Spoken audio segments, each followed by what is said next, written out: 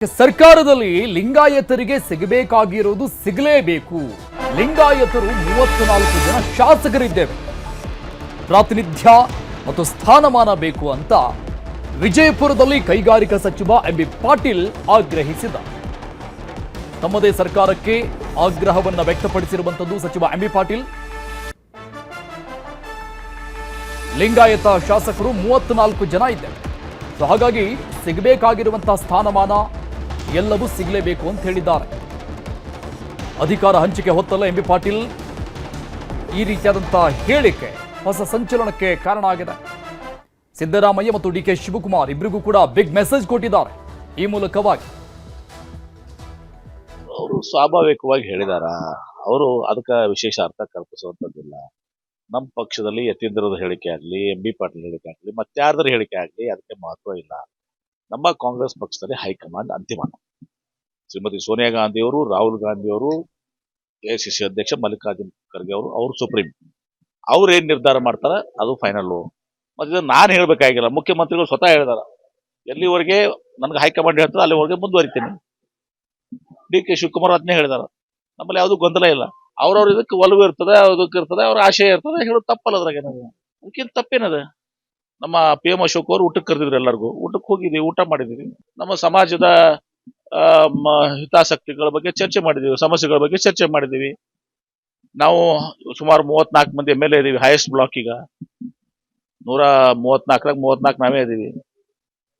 ನಮಗೂ ಸೂಕ್ತ ಪ್ರಾತಿನಿಧ್ಯ, ಸೂಕ್ತ ಸ್ಥಾನಮಾನ, ಗೌರವ ಎಲ್ಲ ಸಿಗ್ಬೇಕು ಅಂತ ಅನ್ನೋದು ಎಲ್ಲರದು ಬೇಡಿಕೆ ಆಗಿದೆ, ನಮ್ದು ಬೇಡಿಕೆ ಆಗಿದೆ. ಇದರ ಅರ್ಥ ನಾವು ಬೇರೆಯವ್ರು ಕಸ್ಕೊಂಡು ತಿನ್ನೋದಂಥದ್ದಲ್ಲ. ನಮಗೆ ಸಿಗ್ಬೇಕಾಗಿದ್ದು ಡ್ಯೂ ಶೇರ್ ನಮಗೆ ಸಿಗ್ಬೇಕು, ನಮಗೆ ಸಿಗ್ಬೇಕಾಗಿದೆ ಗೌರವ ನಮ್ಗೆ ಸಿಗ್ಬೇಕು ಅಂತ. ತಪ್ಪೇನಿದೆ. ಅವರು ಸ್ವಾಭಾವಿಕವಾಗಿ ಹೇಳಿದಾರ, ಅವರು ಅದಕ್ಕೆ.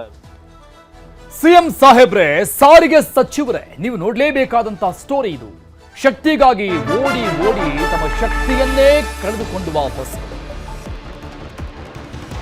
ಅಟ್ಲೀಸ್ಟ್ ನಿರ್ವಹಣೆ ಇಲ್ಲದೆ ಎಲ್ಲೆಂದರಲ್ಲಿ ರೋಡ್ನಲ್ಲಿ ಕೆಟ್ಟು ನಿಲ್ತಾ ಇದ್ದಾವೆ ಸರ್ಕಾರಿ ಬಸ್ಗಳು, ಕೆಎಸ್ಆರ್ಟಿಸಿ ಬಸ್ಗಳು. ಶಕ್ತಿ ಯೋಜನೆ ಹಿನ್ನೆಲೆಯಲ್ಲಿ ಬಸ್ಗಳನ್ನ ರಾಜ್ಯದಾದ್ಯಂತ ಓಡಾಡಿಸಲಾಗ್ತಾ ಇದೆ.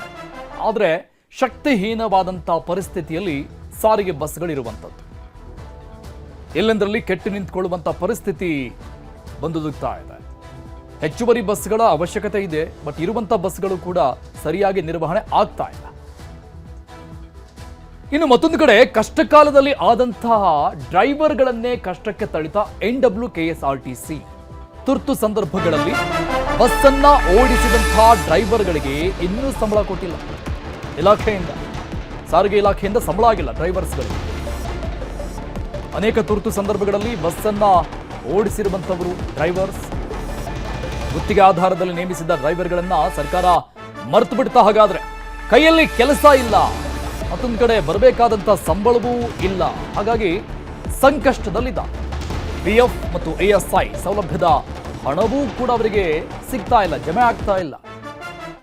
ನಿರ್ಲಕ್ಷ್ಯ ಮಾಡ್ತಾ ಇದೆ ಏಜೆನ್ಸಿ, ಸಾರಿಗೆ ಇಲಾಖೆ ಮತ್ತು ಏಜೆನ್ಸಿಗಳ ವಿರುದ್ಧ ಈಗ ಡ್ರೈವರ್ಗಳು ತಮ್ಮ ಆಕ್ರೋಶವನ್ನು ವ್ಯಕ್ತಪಡಿಸ್ತಾ ಇದ್ದಾರೆ. ನಮ್ಮ ಪರಿಸ್ಥಿತಿ ಕೇಳಲು ಯಾರೂ ಇಲ್ಲ. ಇಲ್ಲಿ ಡಿಪೋ ಮ್ಯಾನೇಜರ್ ಆಗಲಿ, MD ಆಗಲಿ ಯಾರೂ ಇಲ್ಲ. ಯಾಕೆ ಅಂತಂತಂದ್ರೆ ಈಗ ನಾವು ಕಾಂಟ್ರಾಕ್ಟ್ ಬೇಸಿಕಲ್ಲಿ ಇಲ್ಲಿ ನಾವು ಕರ್ತವ್ಯ ನಿರ್ವಹಿಸಿದ್ವಿ, ನಮ್ಮನ್ನ ಕೇರ್ಲೆಸ್ ಭಾಳ ಮಾಡ್ತಿದ್ದಾರೆ. ಇವ್ರ ಟೈಮಿಗೆ ನಾವೆಲ್ಲ ಎಲ್ಲ ಥರನೂ ಡ್ಯೂಟಿ ಮಾಡಿಕೊಟ್ಟಿದ್ವಿ. ಅವ್ರು ಯಾವಾಗ NPS ಗ್ರೂಪ್ ಇದರಲ್ಲಿ PS NPS ಇದಂತ ಪೂಜಾ ಸೆಕ್ಯೂರಿಟಿ ಅಂತ 2 ಗ್ರೂಪ್ ಅದಾವ್ರಿ. ಅದ್ರಾಗ PSನವ್ರು 11 ತಿಂಗಳು ಅಗ್ರಿಮೆಂಟ್ ಮಾಡ್ಕೊಂಡು 30,000 ಡಿಪಾಸಿಟ್ ಕಡಿಸ್ಕೊಂಡು ಇಲ್ಲಿವರೆಗೂ ಪೇಮೆಂಟ್, ಆಮೇಲೆ PF ಇಲ್ಲಿವರೆಗೆ ಏನು ಕ್ಲಿಯರ್ ಮಾಡಿಲ್ಲ.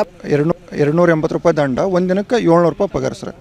ಆ ಥರ ಅವರು ಲೇಟ್ ಮಾಡ್ಯಾರಲ್ರಿ, ಹಾಕಿ ಕೊಡ್ತಾರೆ ಸರ್ ನಮಗೆ. ಅವರು ನಮಗೆ ಕೊಟ್ಟರೆ ಸಾಕು ಸರ್. ನಮಗೆ ಬರಬೇಕಾಗಿರೋ ದುಡ್ಡು, ನಾವು ದುಡಿದಿರೋ ದುಡ್ಡು ಬಂದರೆ ಸಾಕು. 2 ತಿಂಗಳಿಂದ ಪೇಮೆಂಟ್ ಇಲ್ಲ ಸರ್. ಕಾಲ್ ಮಾಡಿದ್ರೆ ಕಾಲ್ ರಿಸೀವ್ ಮಾಡ್ತಿಲ್ಲ, ಏನು ಕರೆಕ್ಟಾಗಿ ಮಾಡ್ತೀವಿ, ರೆಸ್ಪಾನ್ಸ್ ಕೊಡ್ತಾ ಇಲ್ಲ. ಎಷ್ಟು ನಾವು ರಿಕ್ವೆಸ್ಟ್ ಮಾಡ್ಕೊಂಡು ಕೇಳ್ಕೊಂಡ್ವಿ, ಎಲ್ಲ ಥರನೂ ಕೇಳ್ಕೊಂಡ್ವಿ. ಪರಿಸ್ಥಿತಿ ಭಾಳ ಕೆಟ್ಟೋಗಿದೆ ಸರ್ ಎಲ್ಲ ಡ್ರೈವರ್ಗಳು.